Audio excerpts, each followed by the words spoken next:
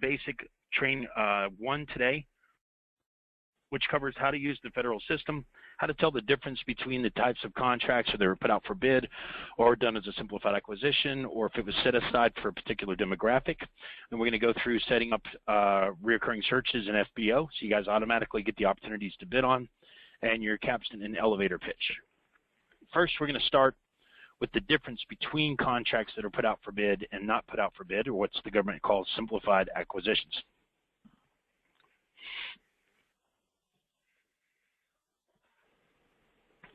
Simplified acquisitions have been around for a long time, but there's been some major changes on them since the government passed the American Recovery and Reinvestment Act back in 2010 and started guaranteeing 23% of the federal budget to small businesses. By 2012, June 6th, this addendum was sent out basically because none of the agencies were doing 23% like they were asked to do, and the Obama administration wanted to know why.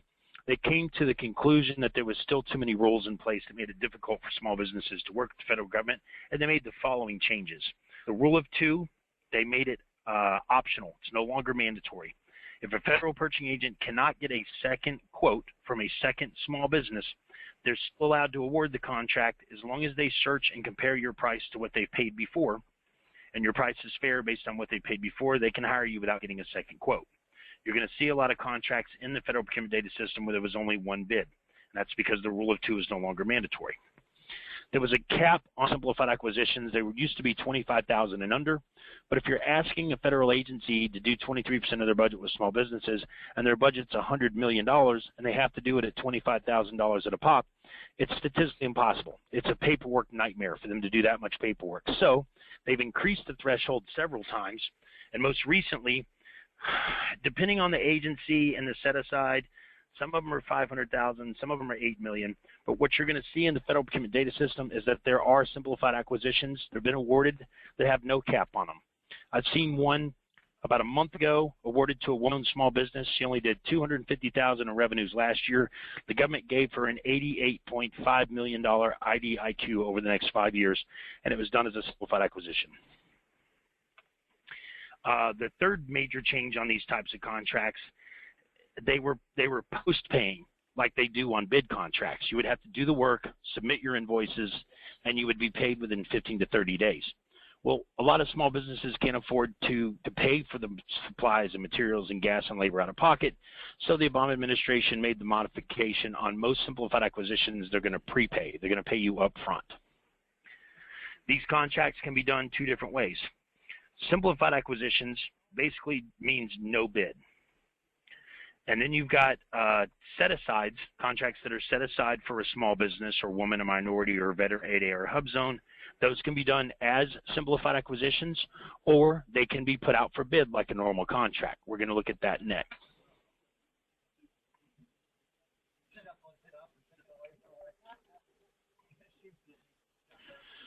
Set-asides are contracts that are set aside for a small business, which is 23% of the federal budget. They can also be set aside for minorities, which is 5%. Whoops.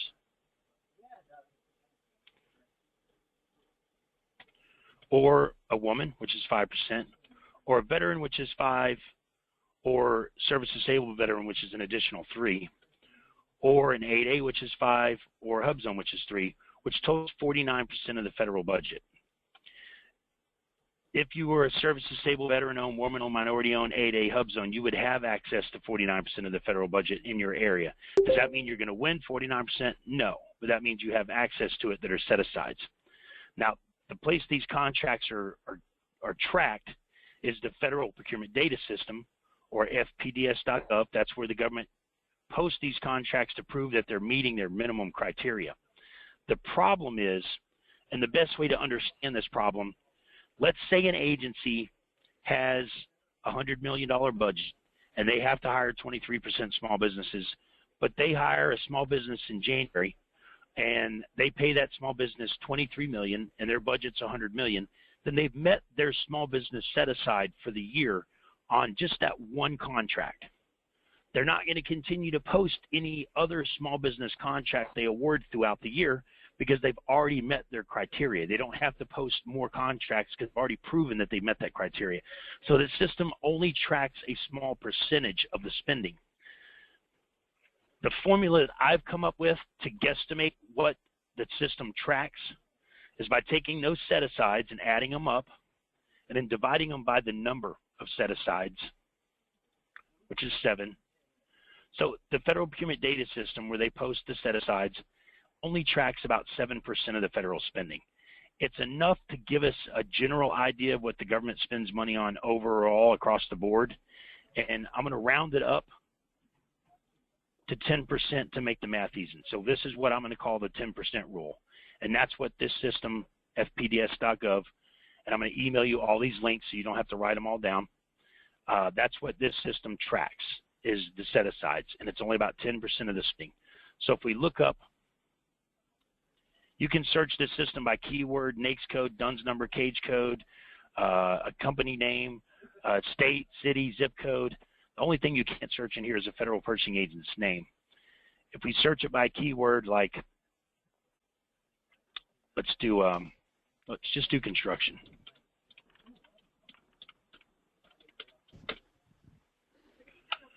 We'll see that under the keyword construction, there's 2,111,471 federal contracts in the system under construction. With the 10% rule, that means there's 2,100,000,000 contracts that have been awarded across the board in the history of this system overall in the entire spending under the whole federal budget. But only about 10% of that is showing up in this system. Now we can search for what's done as an 8A by simply adding the word 8A. Out of that 2,434,000 contracts have been awarded to an 8A company.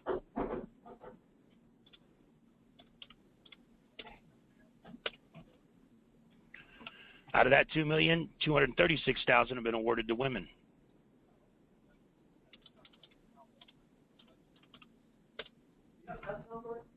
Out of that 2,400,000 have been awarded to a minority, etc. So you can use the system to see the actual individual set-asides. I'm going to email you a copy of this fair share letter, and it shows the breakdown right here. The best set-asides to have is either being a veteran, a service-disabled veteran, an 8A, a Hubzone, or GSA. Those are your best set-asides. The Hubzone and the 8A are by far the biggest set-aside and the best opportunity for you to work with the government, only because of the amount of competition. Right now, actively, around 5,300 8As.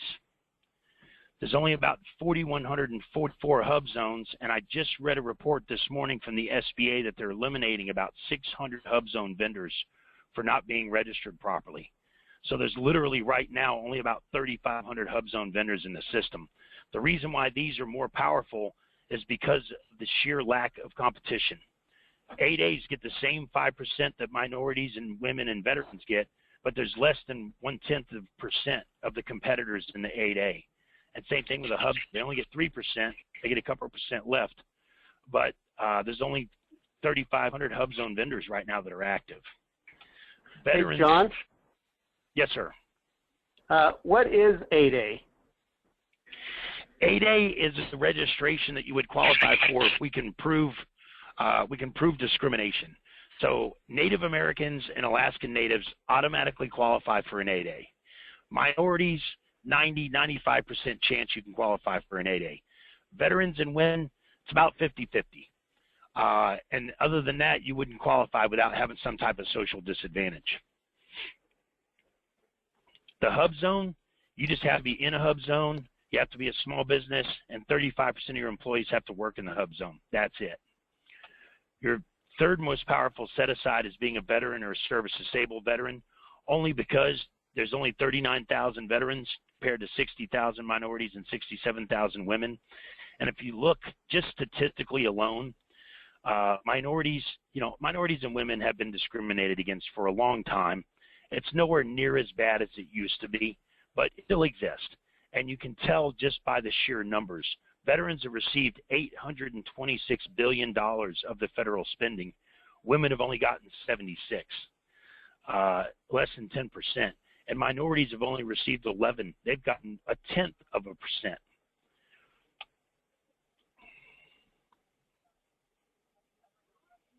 But that's how your set-asides break down. And if you qualify for an 8A, you need to get in it as soon as possible. Same thing with Hubzone, because the government's always changing this stuff. They're changing the GSA schedule. They're combining schedules. They're getting rid of schedules. They sometimes will fill a schedule and they'll close it. They won't let anybody else in it. So anything you qualify for, you want to get on it as soon as possible before you don't qualify it or the government modifies that you can't do it anymore.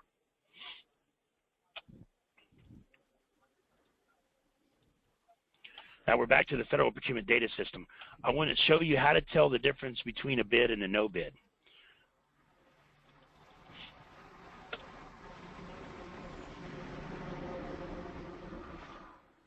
I can tell you right now this contractor was awarded on the 16th, which was Friday or Saturday.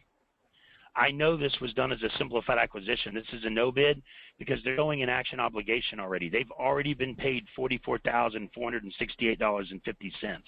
They were paid this up front because the contract was just awarded. There's already a dollar amount. If we click the view link and go inside that contract, we'll see that it's an $800 million contract from 5/16/15 to 9/24/15, so it's less than a one-year contract, about 6 months, 5 months, 4 months, a little over. They were paid $44,468.50 up front. They're probably going to pay monthly or something like that. They've come to terms with some type of agreement as far as payment. This company is an emerging small disadvantaged, service-disabled veteran-owned small business. They're emerging small, which means they're going to be out of that category soon. They only did $10,500,000 in revenues with 39 employees, but the government gave them another $8 million contract this year. So with one contract, they've almost doubled their revenues for the year. This contract was full and open competition, service-disabled veteran-owned small business set-aside, and there was 6 offers received. Now, I thought this was a simplified acquisition because they were prepaid, but it's not. It was full and open competition, and they do have some contracts where they put them out for bid where they'll pay a deposit up front.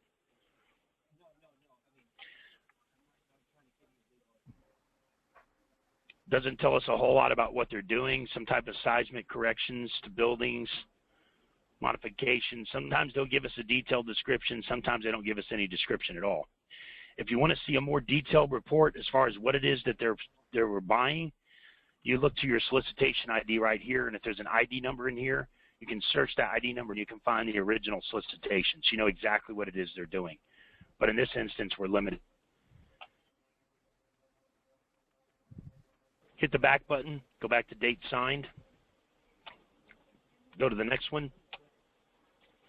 Beckering Advisory, Inc. for the Department of the Armory. There's another contract where there were prepaid portion. It's a $7.9 million contract. They were prepaid $60,000. This company is not a woman, minority, or veteran-owned. They're not an 8A. They're not in a Hubzone. They got 21 employees. They did $30 million in revenues last year. The only NAICS code they're going to still qualify under as far as a small business, is the NAICS code for industrial construction. So bridge building, tunnels, stuff like that is 35, if I remember correctly off my head, it's 35.5 million and under. So that's the last NAICS code they're going to qualify as a small business. With this contract here, depending on what revenues they've done this year, they might be over 35. They won't qualify next year. But that's a good problem to have. It was a small business set-aside. That was not done as a simplified acquisition. It was full and open, and it was 8 bidders on it. Click the back button, go back to date signed. Next one on the list.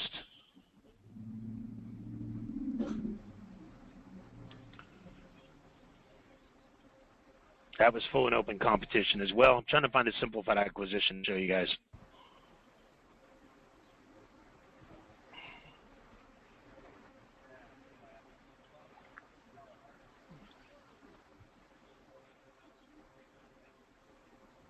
That was full and open. This company, an American Indian, minority, Native American, emerging woman-owned, self-certified, disadvantaged, $800,000 of revenues. Government gave him a $700,000 contract. That's not uncommon these days.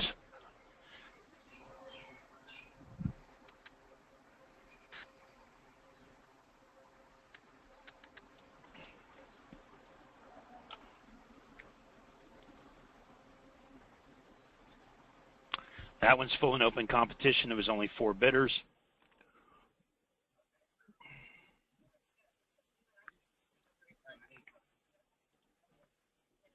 We're going to go ahead and put in simplified because they're usually run across one already.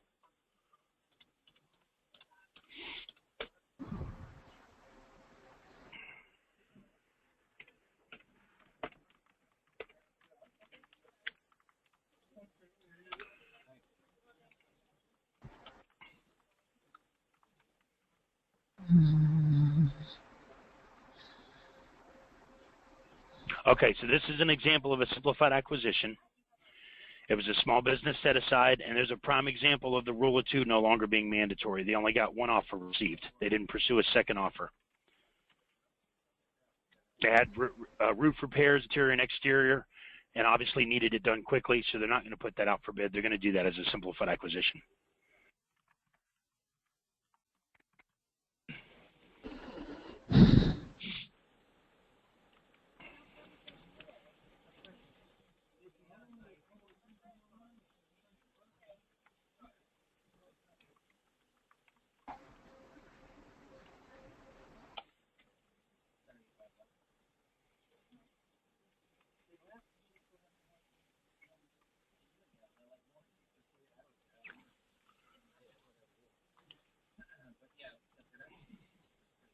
I'm looking for one that's a decent size because these small purchases like that, it makes sense to do it as a simplified acquisition because it's too much paperwork to do a small purchase.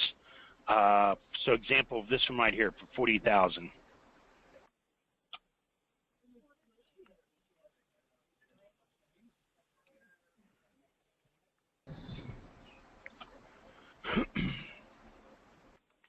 So that one's a simplified acquisition, small business set aside. They did collect more than 1 offer on that one. There was 5 offers total. They're a $4 million company, no set asides, 2 employees, $40,000 contract from 15 to 624. So you guys get the general idea of how to search the system, how to tell the difference between what's put out for bid, if it was set aside for a minority or woman, veteran, 8A, Hubzone, etc. And I want to show you one more thing you have. Not every contract that you find a bid on is going to be a perfect fit. A lot of times we find contracts where I have a manufacturer who makes the product or I have a distributor who carries the product, but they don't install it. And the government looking to buy the product and have it installed. You can subcontract portions of a contract out. That is legal. The government actually enforces subcontracting. Any big company that gets a contract over $650,000, they're forced to hire 23% small businesses as subcontractors, or they can lose the contract or even be fined. So the government not only enforces, encourages subcontracting, but there are companies out there that make a living out of doing just that. They're what's called a broker. They don't actually touch the product. They don't actually provide the service. They find a supplier who needs it. They find a supplier who has it. They find a buyer who needs it, and they broker it. They mark up the price and sell it directly to the buyer. And in a lot of instances, the supplier ships it directly to the buyer. They don't even have to touch the product. It just goes straight from A to B. They make a profit on it. Prime example of a broker.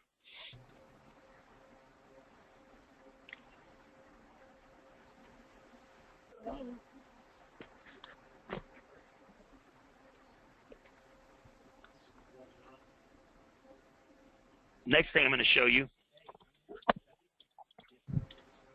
is FBO. FBO is FedBiz Ops, Federal Business Opportunities, or FBO.gov. Again, I'll email you these links. You have to write them all down. If I could ask everybody to pause again so everybody can hear me okay.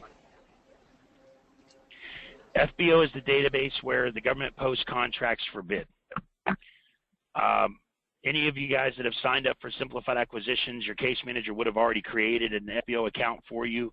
If you don't have access to it, let me know, and I'll email your case manager and ask them to resend your login information. Once you get your login information, you go to the green section right here where it says Vendor Citizens. You put in your username and password, and you click Login. Then you accept the terms and conditions. And you're going to get, the only two links you're going to use is this one and this one, the View Watch List and the View Save Searches. You go to the View Save Searches. You're not going to have any searches set up, or you might have one set up where your case manager did it by NAICS code. I'm going to teach you how to set them up by keyword, because keyword is more important than NAICS codes, because NAICS codes are confusing and vague. You may have 5 NAICS codes that are your primary NAICS codes, but if a government agency uses the wrong code to put a solicitation out, and you're not using that code because it's the wrong code, you're not going to get that opportunity because you're limited yourself with your codes. I learned this the hard way. A client of mine about 3 years ago called me up, and she said, this agency wants to buy my product, but they told me I need to get registered, and I was told you could help me get registered. So we got her registered, and I was walking her through the system, and we got her set up under the correct NAICS code, and I helped her with a couple more bids, and she won some more bids. She was selling to about 5 different agencies under that NAICS code. Can you guys go ahead and put me on mute so everybody can hear? I'm getting a lot of feedback.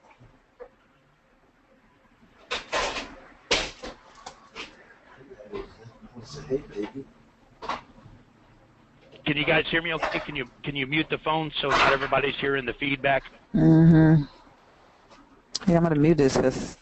Yes, John, we're on a mute. We can hear you loud and clear. Go ahead.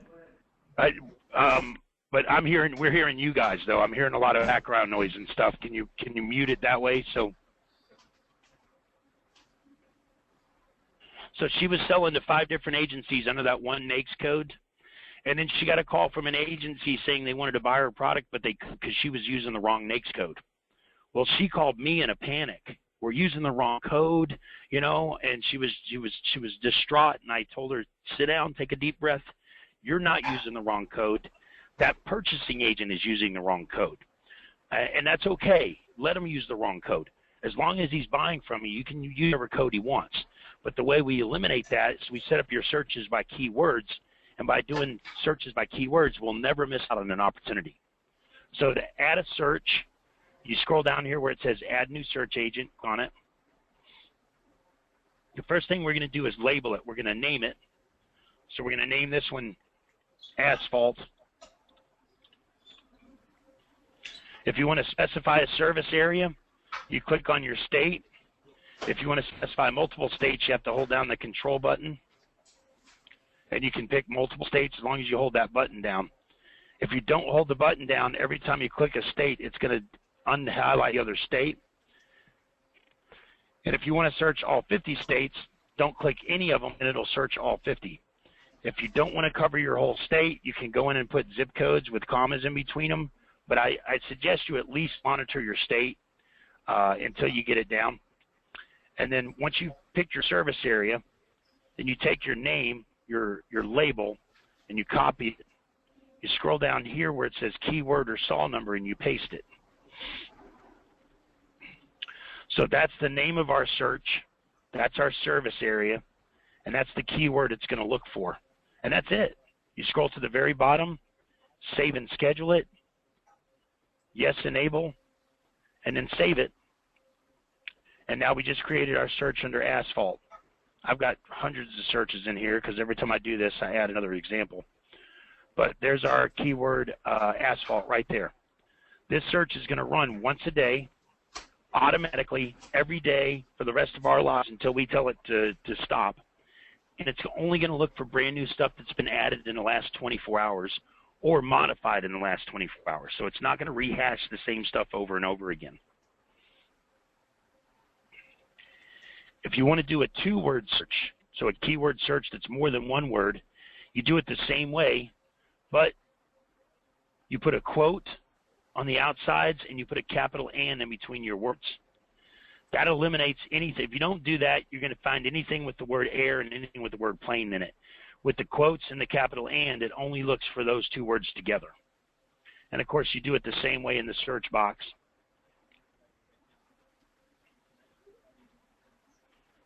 If you want to do a 3-word search, same thing, quotes and a capital "and" in between each word.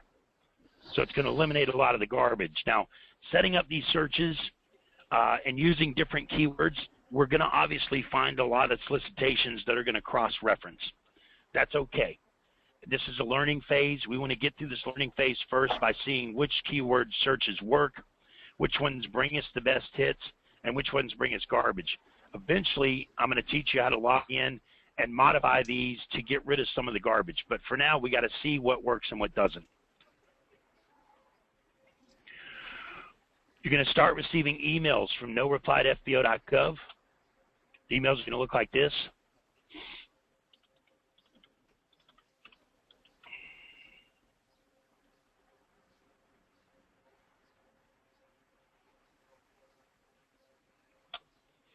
So it'll say noreply@fbo.gov. Make sure to check, if you're not getting them, check your bulk spam or junk mailbox that might be going in there. If it is going into your bulk spam or junk, you can actually take it and just drag it right into your inbox, and it'll put it on your preferred recipients list in the future. Once you're getting those emails,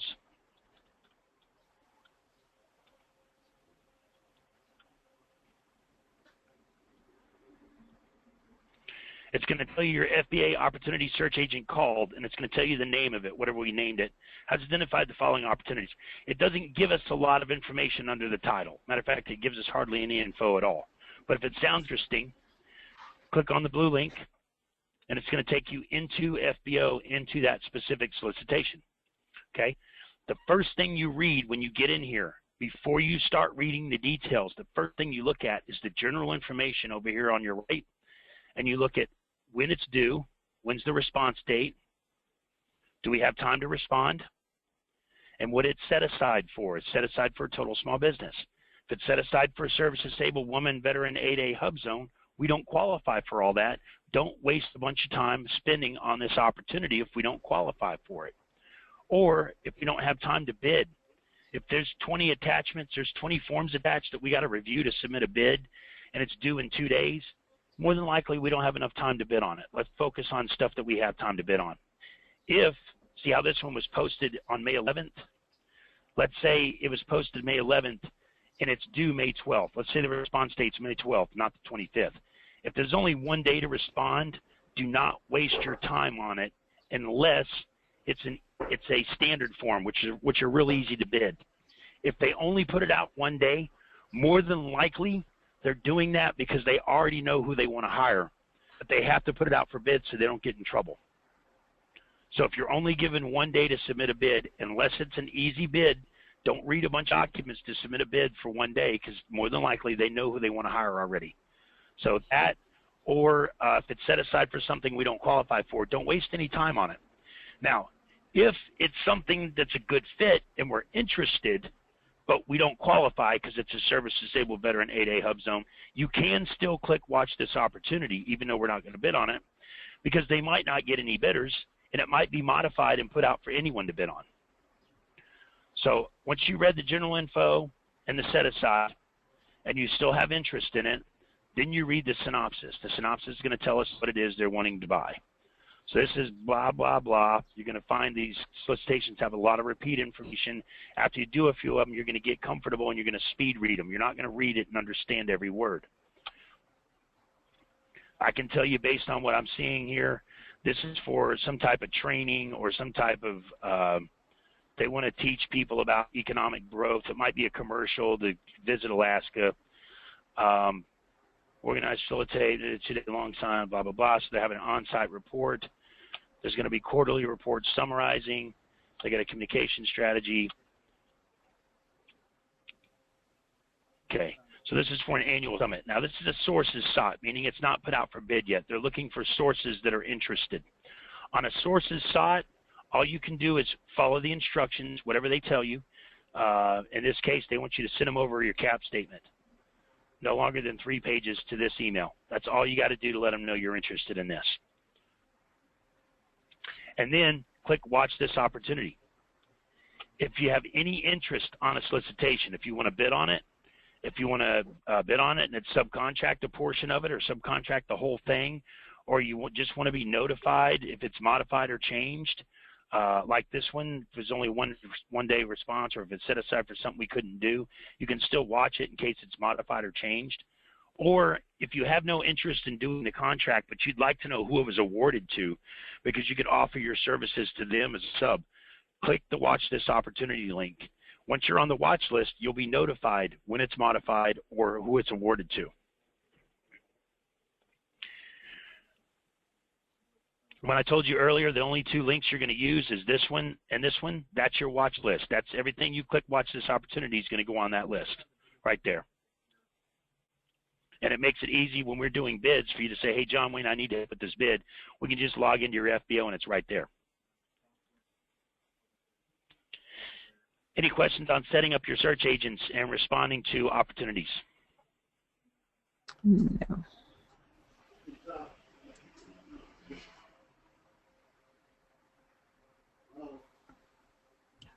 Hello, John, can you hear me? Yes. Okay. This is Rose. Willie's been trying to speak. Babe. Yes. He can, but he can hear you on my headset. Come over here. Okay. John, are we going to go through the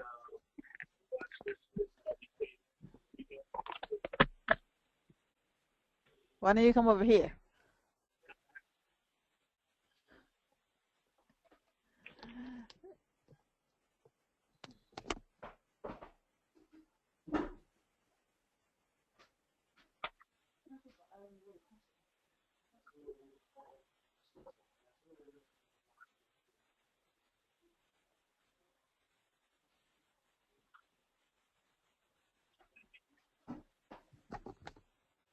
All right, sorry, I'm back. Hello, John? That's okay. Yes. Okay, we wanted to know if we going to go over the watch list that we did this weekend. I believe that's what his question was. The watch list that was created this weekend. Are you going to go over that? The watch list that was created this weekend, I'm not following you. I mean, on this week, last week, actually. Have you guys done the training before? Yes. Okay, no. Today we're just doing the first training. If you guys want to go over the watch list, you can join the second or third training. I can send you information on that. That's no problem. I've got a couple of people that are doing this training over again because they did it a while ago and they wanted to just do it again to refresh. Okay. But we won't have time for that today. Okay, I do have a question though. Yes. What you just went over. Let's say if Yes. we're definitely interested in bidding on one of those in the FBO.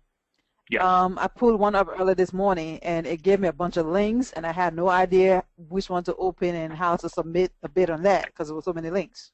Okay. On the third training, the third training is actually me sitting down with the people that join and going through bids. Oh, okay. The second training we're going to cover subcontracting, and that's only about half an hour. So if you want to email me, put it on your watch list and just email John Wayne. I want to go through this bid with you. We'll do it on we'll set aside some time to do it. Okay. Okay. I can do that. Yes. Any other questions on FBO? No, sir. Thanks. Okay, excellent. So, excuse me. Most federal purchasing agents are going to ask you when you submit a bid or if you're interested on a solicitation or if it's a sole source or single source, something like that, and they're just gathering information, they're going to ask you if you will send them a copy of your cap statement. A cap statement or a capability statement is nothing more than a resume for your business. I'm going to encourage you to put together a one-page cap statement that you can use to send to purchasing or procurement agents when they want information. The one you're going to put together, you can actually, if you signed up for Simplified Acquisitions, your case manager built your cap statement already, and it's on your website. It's on your federal portal. You can just go in there and cut and paste your capabilities narrative and your cap statement information right off your website. If you didn't sign up for Simplified Acquisitions, you can put together a cap statement by hand. It's real simple. your letterhead with your logos and your information on it, and a page full of information that I'm going to show you, you know, when, where, how, and why. I'm going to email you a copy of that. So you're going to take your letterhead or a piece of paper with your logo on it. You're going to write a capabilities narrative. A capabilities narrative is a paragraph that tells them why you're different. It's like the paragraph at the top of a resume. It doesn't tell them what you do. It tells them why you're better than the next guy. You're an early riser. You're organized. You're a people person. So in the federal arena, you're going to tell them you've got 20 years experience. You've been in business 7 years. You're a woman, minority-owned small business. You subcontract work for Raytheon for 5 years. You offer 24-hour emergency service. You won the Contractor of the Year award of your county for blah, blah, blah. Things that separate you from the next guy go in that paragraph. Excuse me. Once you write your capabilities narrative, you're going to put that on this page along with your contact information, a list of your couple of NAICS codes, your DUNS number and cage code, 3 references, 3 people that will vouch for you.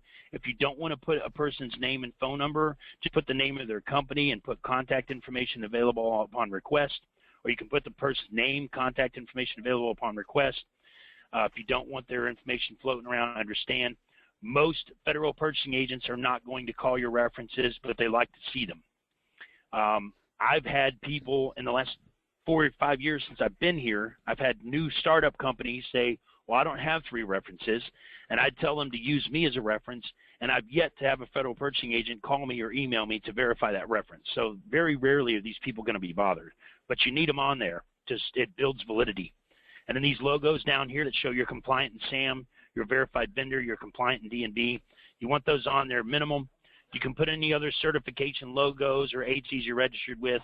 If you're a woman-owned, you can put a WSB. If you're 8A, you can put an 8A, but you need these minimum. So I'm going to email you this. I'm going to show you samples of cap statements now. If you want to see samples, go to Google, search the word capability statement, and click images link. There's tens of thousands of sample cap statements online.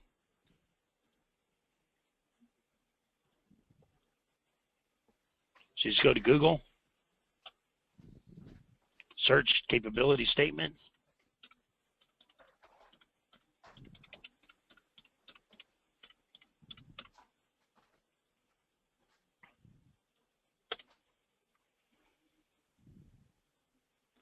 Click on the images link right here.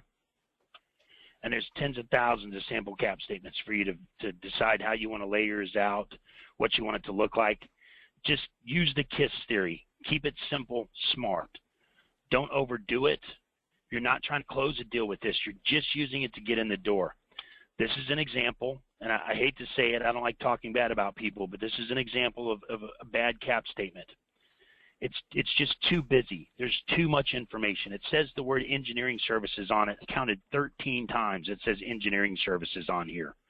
Engineering services, engineering services. It is overkill. And the red and black font, I understand that's their color scheme, but for me it's really hard on my eyes. And there's no flow. I mean, it kind of goes up and down in columns, but there's no flow to this. It's just a bunch of information thrown on a page. If I was a purchasing agent, I would not read this. Keep it simple. A good example of a cap statement, as a matter of fact, I got one right here.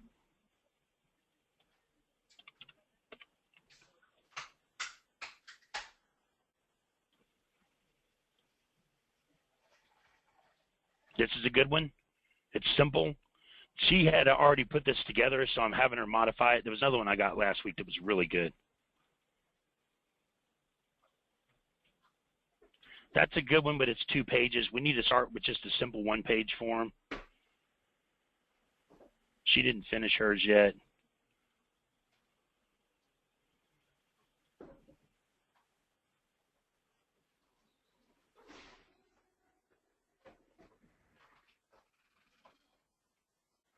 That's not it. Where's it at? Here it is. She did exactly what I asked her for. 1 page, minimum graphics. That's their graphic. That's their logo. Contact information, codes, capabilities narrative, a list of companies they've done business for, references, brief description, the logos. Very simple. Simple, sweet, short, to the point. That's a great cap statement right there. So send me a copy of your cap statement once you get it done, or get a rough draft done. You're also going to take your capabilities narrative, that one sentence or one paragraph I said for you to write. You're going to take that capabilities narrative and you're going to shorten that down. You're going to sweeten that down into a 10, 15-second elevator pitch. I want you to tell me within 15 to 20 seconds what you do and why you do it better than the next guy. And that's going to go into your elevator pitch. Whenever I have you call a federal purchasing agent or a prime contractor to do work for them, I want you to be able to get your point across within the first 15 to 20 seconds so that you can then ask them a question and get them involved. I don't want you having a 2-minute capabilities narrative or 2-minute elevator pitch where you just call them up and ramble on the phone for 2 minutes. Get it down to 15, 20 seconds. Send me a copy of that in your cap statement, and try and do that before the next training, because the next training involves marketing yourselves to primes and federal purchasing agents, and we're going to need that to do so. I got one more piece of homework for you guys.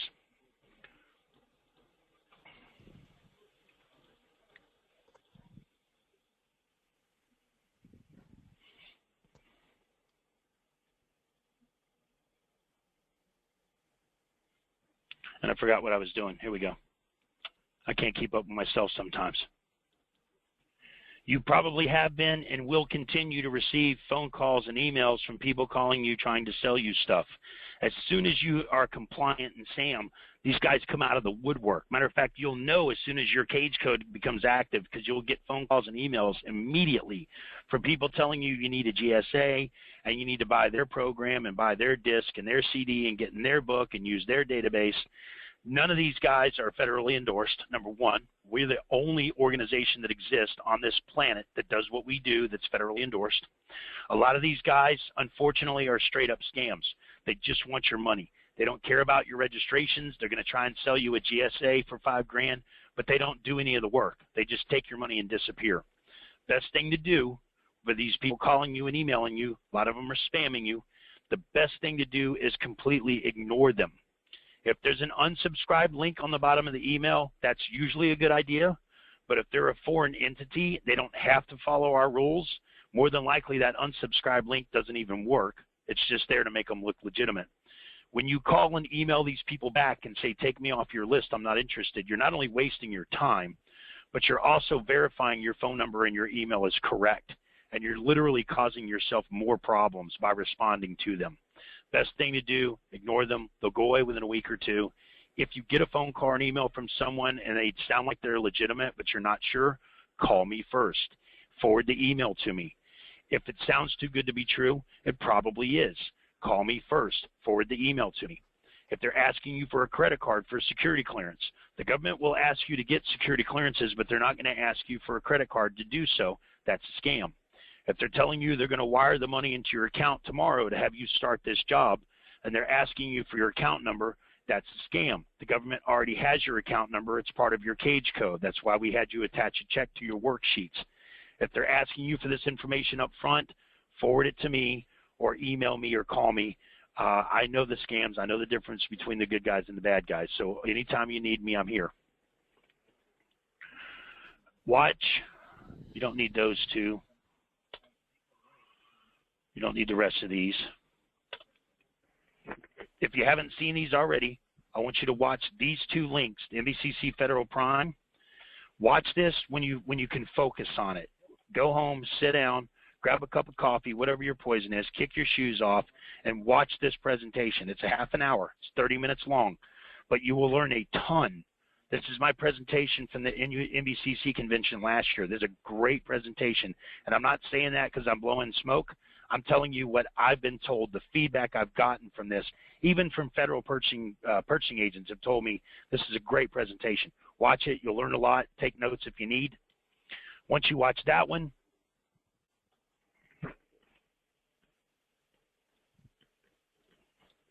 then watch this one. This one covers subcontracts. It's only 5 minutes long. It's nowhere near as painful. You'll learn a lot from it.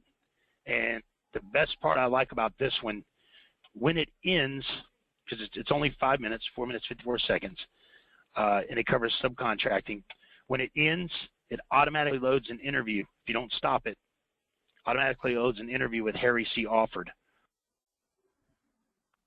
Harry's the CEO and founder of the NBCC. They're almost 80,000 member worldwide organization, and they don't just fight for the rights of African Americans anymore. They fight for the rights of all minorities and women and veterans. Harry, in this interview, explains why I'm on their board, why they've endorsed me, and why they refer their members to me directly, why I'm on their website, everything. So watch that. Any of these videos where you see Max Timko, this guy over here with a smile on his face, you'll see him right there. Max introduces me on that first video. Any video you see with Max's face on it, Max is our PR guy. He's trusted. He's a great guy. He does all of our public relations. Any of the videos he's done where he explains stuff specifically, you can watch those if you like. That's all good stuff.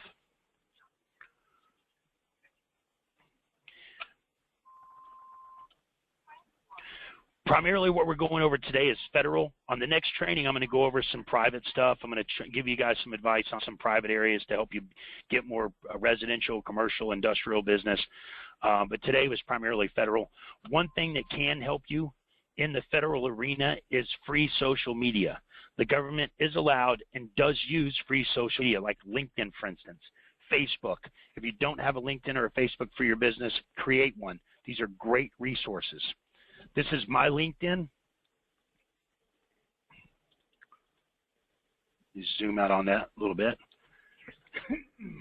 That's too much. This is my LinkedIn. This resource right here gets me a new client every month, and I don't even have to work for it. People find me. They read my articles. They find an article where I'm mentioned, and it links them to this page. They see my personal recommendations. I've got over 2,300 federal recommendations on here. I've got over 2,500 followers. There's 500 connections. This site builds validity. When people want to learn more about me, they go to my LinkedIn. They see articles I've written. They see I've got more than 200 readers on this one, 200 readers on that one, 92. Obviously, they see your background and everything else. But this is a great site to build validity when you're working with a new client. And like I said, this site gets me a free client at least once a month without even having to try. I don't even have to go out and look for it. They find me.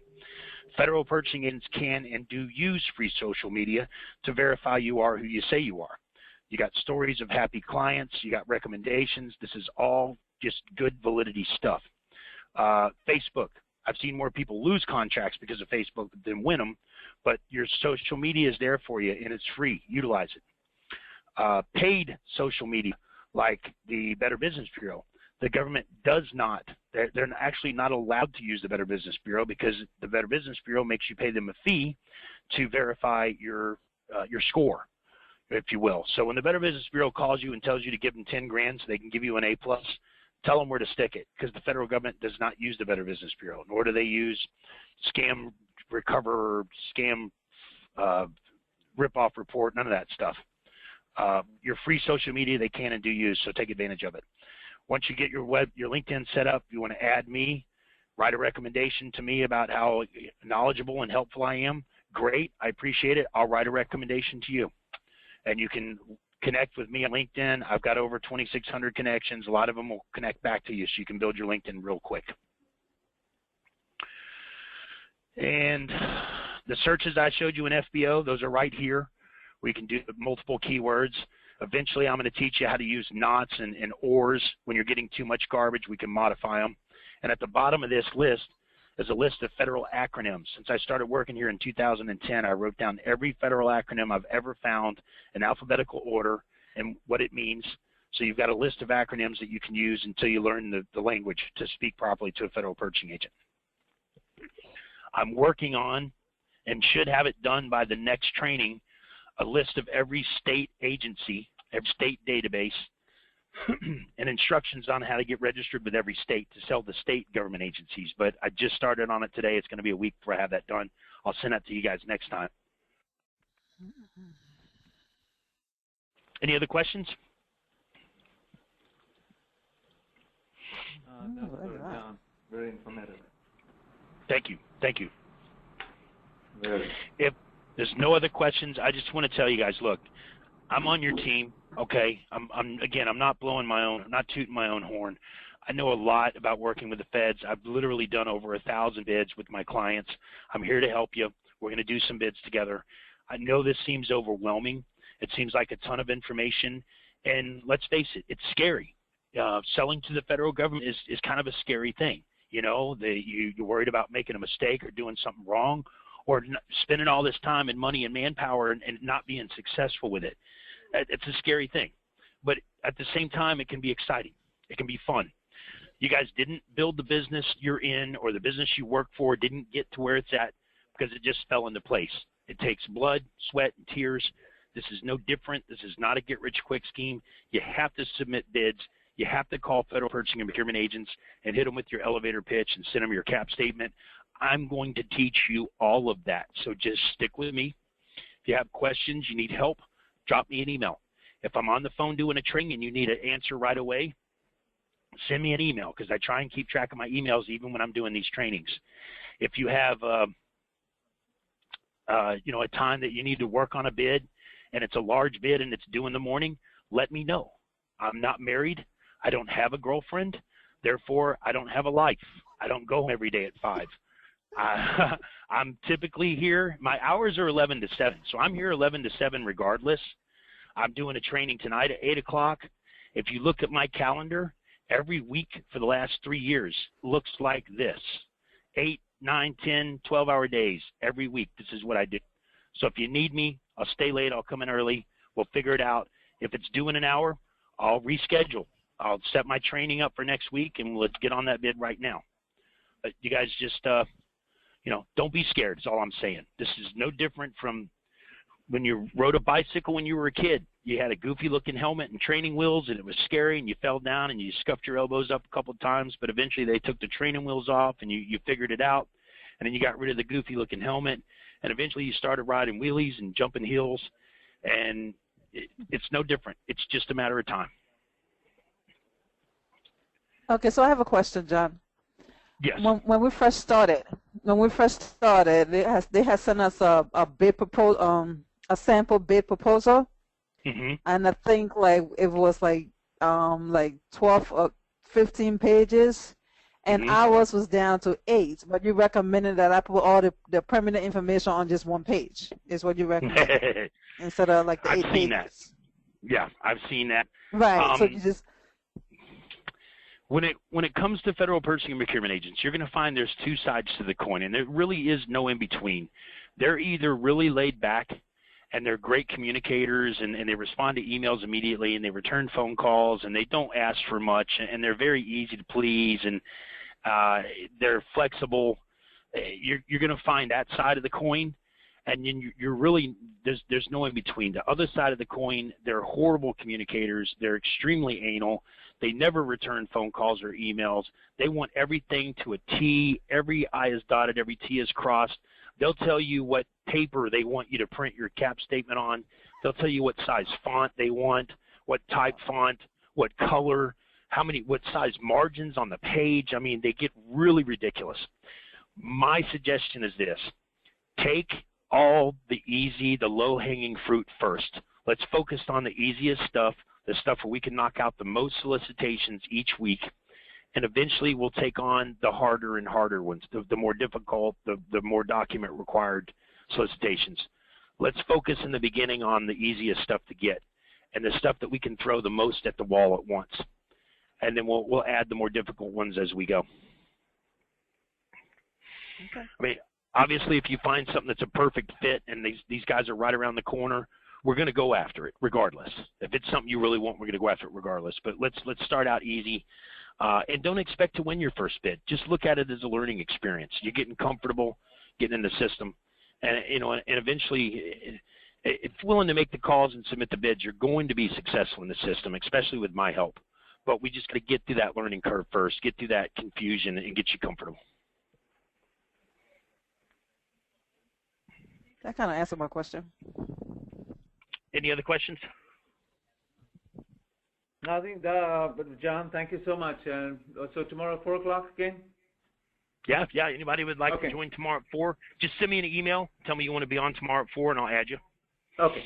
Thanks a lot, John. Appreciate it. Thank you so much. Not a problem. I look forward to working with you guys. Thanks. Sure. All right. Bye-bye.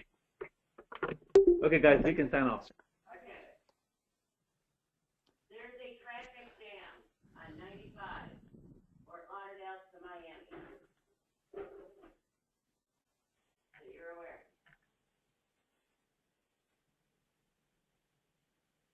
That's fine.